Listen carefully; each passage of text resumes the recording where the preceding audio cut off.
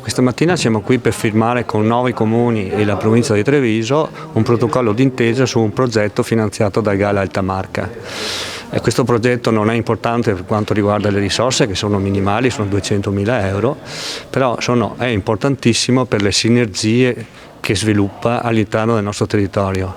Determinante è il coordinamento e quindi la realizzazione di un progetto che è in sinergia con progetti già esistenti. Penso al progetto dell'UNESCO che sta seguendo sui sentieri, questo si collega perfettamente e finalmente riusciamo a lavorare assieme per fare una presentazione del nostro territorio coordinata, con una segnaletica coordinata, e questo è importantissimo. Ma al di là della situazione pandemica che ci ha bloccato per 2 anni o quasi totale, l'importantissimo è questo progetto perché finalmente il territorio comincia a lavorare assieme. Lavorare assieme vuol dire creare sinergie, sviluppare opportunità nel territorio per tutti e quindi prepararsi a quello che sarà il futuro di un territorio riconosciuto UNESCO.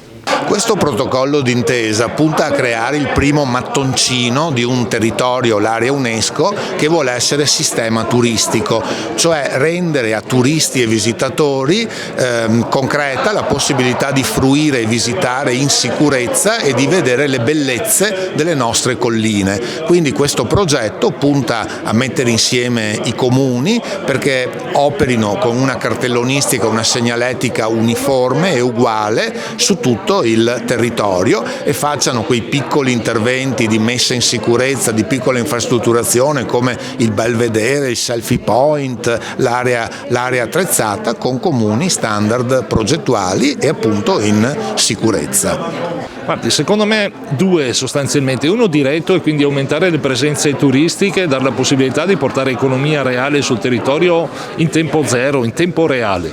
L'altro è quello indiretto di far conoscere il territorio attraverso le testimonianze di chi l'ha vissuto e portare le colline dell'UNESCO fuori delle nostre aree a disposizione di tutto il mondo. Questi sono 2 vantaggi che arriveranno da questa promozione. Al nostro territorio, da quando siamo stati inseriti nell'area UNESCO, sicuramente sarà un beneficio positivo perché il coordinamento da parte della provincia per tutti i comuni è una cosa indispensabile per coordinarci e dover seguire una linea comune tutti quanti.